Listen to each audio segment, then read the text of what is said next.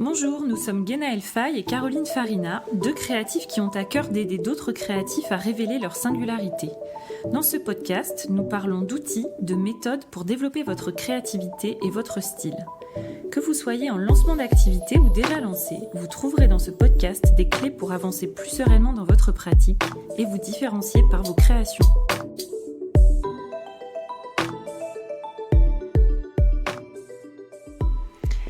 Hello et bienvenue dans ce nouvel épisode. Alors cette semaine c'est un épisode en duo. Caroline et moi on s'est assises autour de la table et on a échangé, on a discuté autour du sujet de l'investissement, investissement sur soi, investissement dans son entreprise. C'est un sujet qui nous tient à cœur, on avait envie d'échanger avec vous, de partager à la fois notre retour d'expérience mais aussi nos points de vue. C'est un sujet aussi qui est pas forcément facile à aborder puisqu'on y parle d'argent, de rapport à l'argent. On espère que c'est un épisode qui sera utile, que ça pourra déclencher des prises de conscience. En tout cas, c'est ce qu'on souhaite. Donc je vous laisse en compagnie de notre échange et j'espère que ça va vous plaire.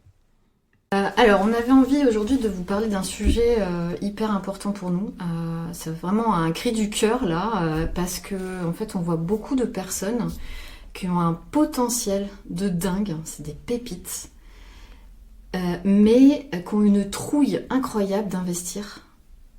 Ouais, investir en elles, investir dans leur entreprise. Et du coup, ça les bloque. On les voit qui stagnent, qui ne vivent pas de leur création, qui ont toujours les mêmes problématiques et ça se répète encore et encore. Et le pire, c'est que c'est des personnes souvent qui sont ambitieuses, qui ont envie de gagner leur vie, de gagner bien leur vie avec leur création, et qui pensent que c'est possible, mais du coup qui sont bloqués en fait dans des schémas où il n'y a pas d'actions concrètes qui sont alignées avec ces ambitions-là. Donc on s'est dit, ça suffit, on va essayer de prendre la parole sur ce sujet. Parce que nous, on a des choses à dire. On a vécu aussi un parcours comme ça de changement d'identité par rapport à cette notion d'investissement sur soi. Donc peut-être on n'a rien préparé en vrai. Hein. On est en roue libre aussi. Ouais. Mais du coup, ça va venir, je pense, de façon très juste, ce qu'on va dire. Vu qu'on n'a pas préparé. C'est spontané. Et d'ailleurs, tu vois ce que tu disais là, tu as employé le mot identité, ce changement d'identité qui s'opère. J'ai envie de commencer par ça peut-être. Ouais. Te dire en fait que, pour l'avoir vécu, donc vraiment on sait de quoi on parle aussi, c'est qu'on rêvait d'un objectif, vraiment cette ambition d'aller haut. Et se dire, la personne que je suis aujourd'hui, ça sera pas la même personne qui aura atteint cet objectif-là. Donc comment je vais faire moi pour atteindre mon objectif et devenir la personne qui va prendre les bonnes décisions pour atteindre cet objectif-là.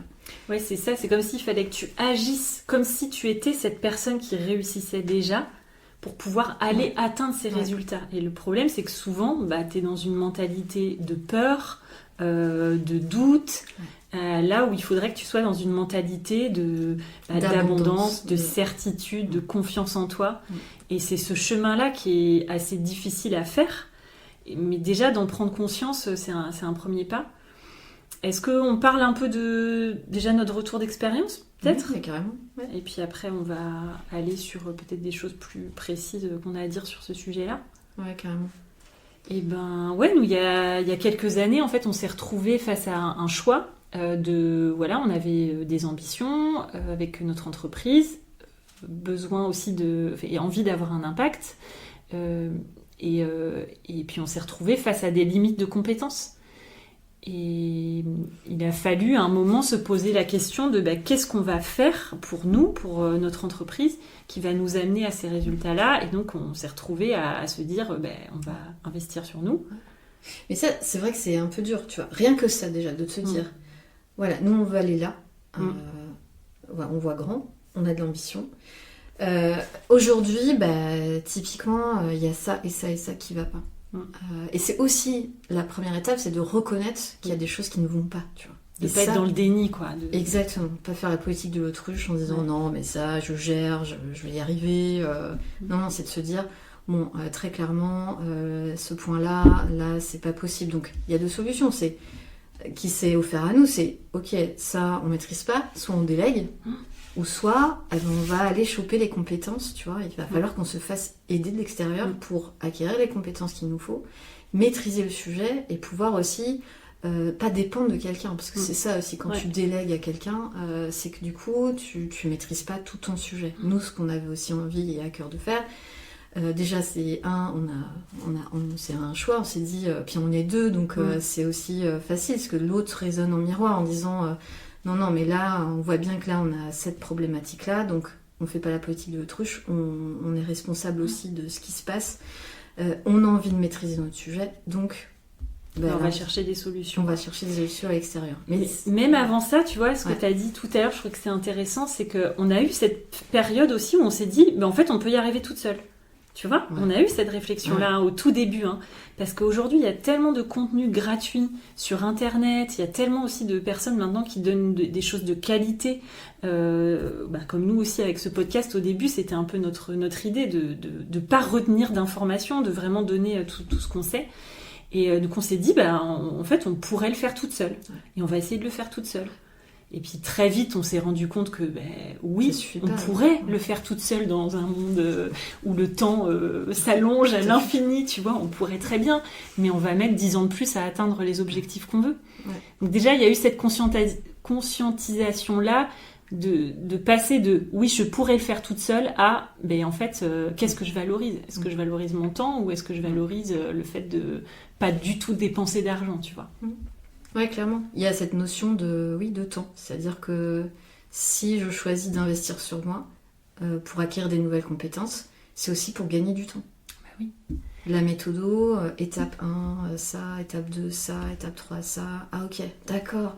Donc ça, je l'avais vu de manière un peu gratuite et tout. Mais en fait, quand on le fait seul, parce qu'aujourd'hui, on trouve de tout sur Internet, finalement, au niveau de la théorie, ok, ça j'ai trouvé ça, c'est bon, je peux l'appliquer, c'est un nouveau concept, je vais essayer moi-même. Ah ouais, j'essaye, puis en fait, je vois que ça fonctionne pas, ça fonctionne mal, j'ai pas les résultats que je veux. Tu retombes dans la frustration et ça vient conforter aussi peut-être un manque de confiance en soi sur sur l'atteinte de ton objectif même, tu vois. Et tu vois, peut-être qu'on peut parler aussi de confiance en soi, nous dans le chemin, du coup quand on s'est retrouvés, on n'était plus dans le déni de on va y arriver toute seule, et dans le déni de ce qui nous manquait aussi en termes de compétences. Il y a eu le moment où on s'est dit ok, on a besoin de trouver des personnes pour nous aider. Maintenant qui, et puis après combien, et tu vois, ça n'a pas été facile de se dire j'ai besoin d'investir telle somme pour pouvoir aller acquérir ces compétences-là. Et donc il y avait, parce qu'on était dans une position où justement, comme tu dis, il y avait un peu un manque de confiance, puisque pour l'instant rien n'était atteint en termes d'objectifs. Et donc il a fallu vraiment travailler sur notre sécurité intérieure. Ouais, un manque de confiance de nous. Oui, en nous. Ouais, c'est ça que je veux dire. Ouais. Non, mais c'est vrai que ce manque d'investissement, un manque de confiance sur nous, c'était exactement ça, c'est de se dire, est-ce que je suis capable de générer moi-même suffisamment d'argent pour pouvoir investir ? Moi, typiquement, j'avais cette idée que je ne vais pas dépenser un argent que je n'ai pas pour des nouvelles compétences. Je vais d'abord économiser. Une fois que j'ai ça sur mon compte, ok, je vais investir dans quelque chose.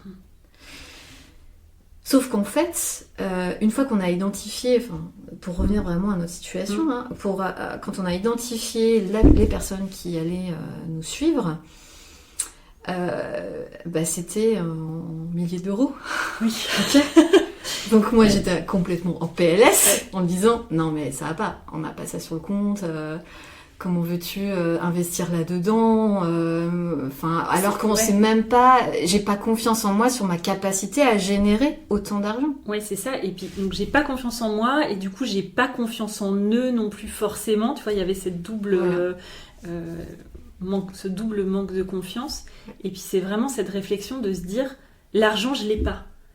Donc, mais c'est justement parce que tu n'as pas cet argent que tu as besoin d'investir. Tu vois, dans la mentalité aussi de l'entrepreneur, c'est évidemment que l'argent, tu ne l'as pas encore. Tu vois, mais pour l'avoir, il va falloir faire un chemin et poser des actions. Et une partie de ces actions-là, c'est d'aller chercher cet argent-là pour l'investir, pour pouvoir après toi générer de l'argent. C'est ça qui est super dur, c'est qu'en fait, là, le sujet, c'est avoir la capacité de développer une sécurité intérieure pour se dire « Putain, moi, je pose 10 000 balles sur la table parce que je sais que ces compétences-là, j'en ai besoin et que c'est ça qui va m'amener à l'étape d'après et à mon objectif. » Et 2, faire preuve de confiance vers l'extérieur en disant « Eux, là, c'est les meilleures personnes pour m'aider. Ouais. » Donc, c'est le double truc. Ouais. Donc, ouais. Mais dans la notion même de l'investissement, de toute façon, tu as une part de risque. Ouais. Et c'est ça qui est dur aussi, c'est que quand tu es dans cette démarche d'investir et que c'est la première fois, tu voudrais des garanties absolues que pour toi ça va marcher. Et t'as beau écouter tous les témoignages des gens, t'as beau, tu vois, ils ont beau te rassurer sur toutes les... Maintenant, tu vas encore aller projeter tes propres peurs d'échec, tes propres peurs du manque, etc. Et c'est ça qui est dur en fait, parce que dans tout investissement, c'est le principe même de l'investissement, tu as cette part de risque. Mais moi j'aime bien dire aussi que en fait, le risque il est presque plus grand de rien faire, parce que tout le temps où tu es là à te poser 10 000 questions, à tourner en rond seul dans ta situation et ne pas faire évoluer ta situation, mais en fait c'est du temps que tu perds, mais c'est aussi de l'argent que tu perds. Et ça, c'est une mentalité qu'on n'a pas au départ quand on n'a pas fait ce chemin d'investir quoi, pour son entreprise, pour sa boîte. Clairement. Et moi, tu te souviens, les premières questions aussi que j'ai posées quand on a eu des rendez-vous là, pour cet accompagnement, mais qu'est-ce que j'étais pénible, pour ne pas dire chiante. Mais vous venez d'où? Qu'est-ce que vous faites comme programme? Enfin, je voulais des garanties. Je voulais qu'on me dise, c'est bon, tu vas dépenser ça, mais tu auras ça à la fin, quoi qu'il arrive, etc. Et en fait, on peut pas, parce que ça dépend de tellement de choses. Bah, c'est bon, toi, ta mentalité, ta capacité, en fait, à aller te bouger, chercher les résultats. C'est ça. Et clairement, ça me renvoyait à mon rapport au risque. Mon rapport au risque, comment il est? En fait, je me suis rendu compte qu'à cette période-là, mon rapport au risque... il était il était presque nul, tu vois. Enfin bon, j'ai fait le pas, donc il y avait quand même, j'avais fait du chemin, mais ça a été une réelle opportunité pour moi pour me re-questionner sur justement c'est quoi mon rapport au risque. Ok, maintenant c'est bien joli d'avoir des rêves, des objectifs, mais qu'est-ce que tu mets en place? Est-ce que tu acceptes les règles du jeu aussi du chef d'entreprise et pas uniquement c'est des prises aussi de risque artistique, mais là on parle aussi des prises de risque du chef d'entreprise. C'est-à-dire que pour un chef d'entreprise, le fait d'investir par exemple dans du matériel en dur, c'est une prise de risque aussi, et on l'accepte plus volontiers que d'un investissement sur des compétences un peu impalpables, intangibles, etc. Alors que en vrai, d'investir sur toi, sur tes compétences, le fait de grandir en tant que personne, c'est presque l'investissement le plus sûr qui soit, parce que il faut constamment t'adapter, il faut constamment et plus tu vas être plus tu vas développer en fait une manière d'être, une manière de voir le monde qui est vertueuse, et plus tu vas développer des nouvelles compétences, et plus aussi tu seras en mesure de créer de la richesse en fait. En fait, c'est le premier qui est dur, parce qu'une fois que tu as switché, que tu as compris ça, mais plus jamais j'ai négocié, par exemple, des modalités de paiement sur des investissements, tu vois. Enfin, après, quand tu développes une confiance en toi, tu développes aussi ta capacité dans la prise de risque. Et du coup, voilà, c'est quelque chose qui est avec un regard différent. Je porte maintenant un regard différent sur l'investissement. Parce que je vois bien ce que ça m'apporte derrière. Et je sais que à chaque fois que j'investis, que je vais investir pour des nouvelles compétences, des fois je suis surprise. Je m'attends à avoir un enseignement ou quelque chose. J'ai une idée peut-être préconçue. Et quand je suis à l'intérieur, je me dis, putain, non, je viens... C'est pas ça à quoi je m'attendais. Et en fait, il y a une phrase qui va me faire switcher, qui va me dire, mais... c'est juste incroyable, j'avais absolument pas pensé à ça. Et rien que ça déjà, mais je suis hyper contente d'avoir dépensé et investi sur voilà, ces nouvelles compétences-là, parce que j'aurais jamais pensé ça, quoi.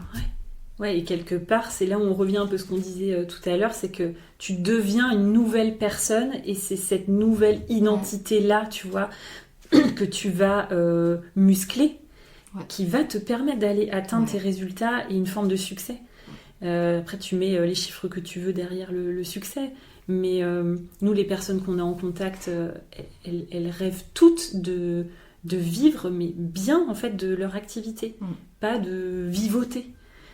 Mais pour ça, voilà, qui est-ce que je dois devenir, et la part de se faire confiance et d'investir sur soi, c'est un énorme levier en fait pour le succès. Enfin, nous, on le constate pour nous, on l'a constaté pour nous, on le constate aussi pour d'autres. Mais ouais, c'est un sujet quand même qui est super important. Peut-être continuer sur plus précisément les femmes aussi. Ouais, j'allais venir. Ouais, parce qu'on a parlé du... Tu vois, on dit le chef d'entreprise. D'ailleurs, on dit souvent le chef d'entreprise et pas la chef d'entreprise. Et ce qu'il y a aussi dans cette question de peur d'investir, c'est que les femmes, on a tendance à l'épuiser dans nos finances personnelles quand il s'agit de développer notre entreprise. On va surtout pas, tu vois, aller faire des prêts ou commencer à déléguer dès le départ, là où les hommes ont beaucoup plus cette facilité-là d'utiliser ces leviers d'investissement, tu vois, notamment par la banque et tout. Alors que nous, non, tu vois, on va tout de suite aller puiser dans toutes nos ressources. Réserve personnelle. Et ça, c'est aussi un vrai sujet. Alors peut-être qu'on déborde un petit peu, mais je pense que... Non, je pense que c'est important, on peut en parler, parce que ça, on le voit trop souvent aussi, de personnes qui... Ouais, c'est-à-dire qu'en rendez-vous, par exemple, on reçoit des personnes qui sont des chefs d'entreprise, mais qui se comportent comme des particuliers. Alors c'est peut-être attrait aussi parce que voilà, une activité artistique, on la considère pas comme une vraie entreprise, tu vois. Mais il y a quand même cette question d'identité là qui est pas claire, parce qu'en fait quand tu es artiste, ou artisane, tu es à la tête d'une entreprise. Et soyons clairs, juridiquement, tu as un numéro de SIRET égal entreprise. C'est ça. Donc en fait, quand tu vas investir sur toi, tu investis aussi sur ton entreprise.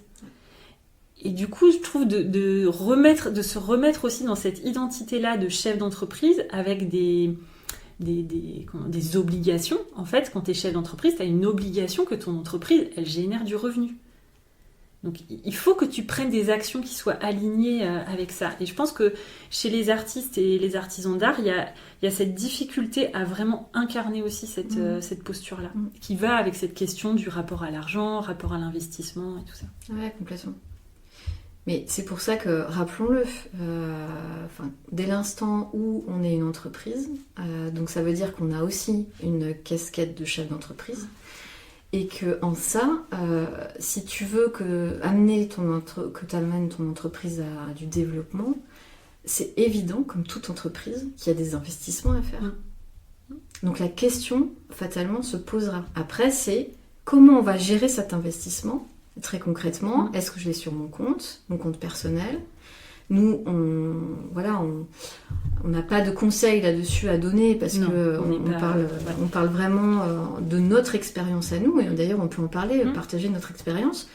Quand on a fait ce premier investissement sur nous, en tout cas pour aller chercher ces compétences-là, on les avait pas sur notre compte, la totalité de la somme. Ouais. On les avait pas sur le compte de l'entreprise. Après, peut-être qu'on aurait pu aller les chercher sur nos comptes perso, mais on a pris cette décision aussi. En tout cas, ça, c'est notre histoire. On ne dit pas que c'est ça qu'il faut faire, mais on a décidé aussi, nous, d'aller de pas investir nos finances personnelles dans les ressources pour l'entreprise. Et ça c'était pas facile, je me souviens, quand on a eu cette discussion.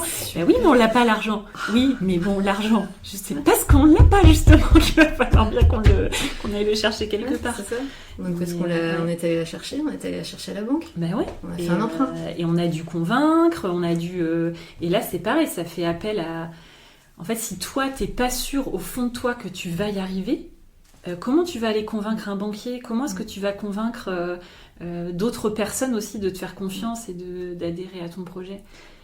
Donc on revient vraiment aussi sur cette capacité à s'auto-rassurer, en fait, aussi à développer cette confiance et cette sécurité en soi, en disant Et c'est ok, enfin, on dit pas qu'il faut faire un emprunt quand on a envie d'investir, c'est pas du tout le propos.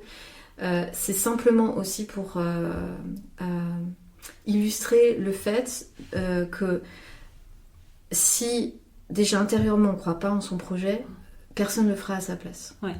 Donc c'est déjà de voir un peu comment moi je me situe intérieurement. Est-ce que j'ai confiance ou pas en mon projet? Et ensuite, c'est de regarder aussi, comme un chef d'entreprise pourrait le faire, quel est mon modèle économique aujourd'hui, c'est-à-dire quelles sont les différentes activités que je peux monétiser. Et si la valeur insécurité, elle est très forte, ok, qu'est-ce que je mets en place derrière pour combler ce besoin de sécurité qui est entendable, évidemment, mais que ça ne me bloque pas pour investir, parce que l'investissement, on sait que c'est ce qui va faire aussi grandir son entreprise. Ouais, c'est ça. Donc moi, je voudrais revenir un peu sur cette notion de femmes, tu vois, d'investissement chez les femmes. Parce que bien souvent aussi, ce qu'on dit pas, c'est que l'atelier, il est souvent à domicile. Oui. Et donc, il n'y a pas de cloison entre la famille et son activité. Tout est un peu mélangé. Et le risque, bien souvent, c'est que voilà, on est happé par des tâches un peu domestiques. Ah tiens, j'ai une lessive à faire. Ah tiens, c'est vraiment des cas pratiques aussi bêtes que cela. Mais finalement, qui nous mangent du temps sur notre activité. Ouais. Et puis c'est aussi quand il y a une grève à l'école, grève de la cantine, quand tu as un enfant malade, quand il faut d'urgence aller chercher un colis, je sais pas quoi, c'est forcément sur toi aussi que ça va tomber parce que tu es à la maison. Et puis d'autant plus quand tu as une activité qui est une activité passion, entre guillemets, tu vois, tu es d'autant plus sujette à te laisser bouffer ton temps, quoi. Ouais. Et ça, typiquement, c'est à un moment donné de se dire non, moi j'ai des ambitions, j'ai envie d'arriver là, de telle heure à telle heure, je ne suis pas disponible pour la famille, je ne suis pas disponible pour autre chose, je suis vraiment disponible pour mon projet et servir à mon projet. Et ça, rien que dans la posture de se dire ça, forcément, on ne regarde pas son activité pareil. C'est-à-dire qu'on se prend au sérieux, on prend au sérieux notre activité artistique. Et moi, je pense que le fond du sujet, c'est vraiment ça, en fait. C'est à quel point j'ai confiance en moi, à quel point je prends au sérieux ce projet, même dans l'incertitude des résultats. Puisqu'en fait, ce qui est dur au départ, c'est que tu n'as pas le succès que tu veux. Donc, il y a tout à construire. Et donc, tu es obligé d'agir comme on disait au début, comme si le succès était déjà là, pour pouvoir aller chercher ce succès-là.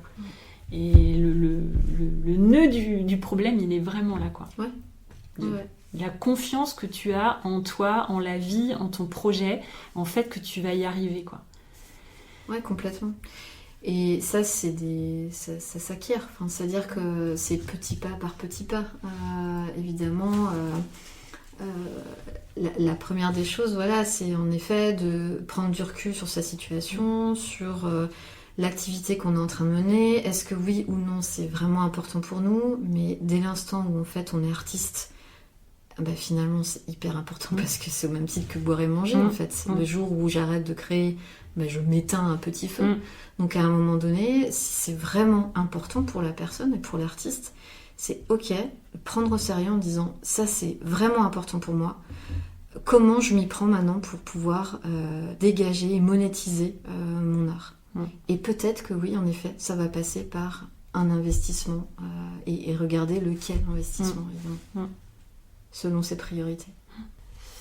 Ouais, en tout cas, peut-être ce qu'on peut dire pour conclure, c'est que si on a envie de réussir, d'aller chercher le succès, c'est pas dans une mentalité de peur qu'on va y arriver. Donc il faut à tout prix sortir de cette mentalité-là et se projeter dans cette nouvelle identité de la personne qui a ce type de résultat. Comment est-ce qu'elle pense? Comment est-ce qu'elle agit?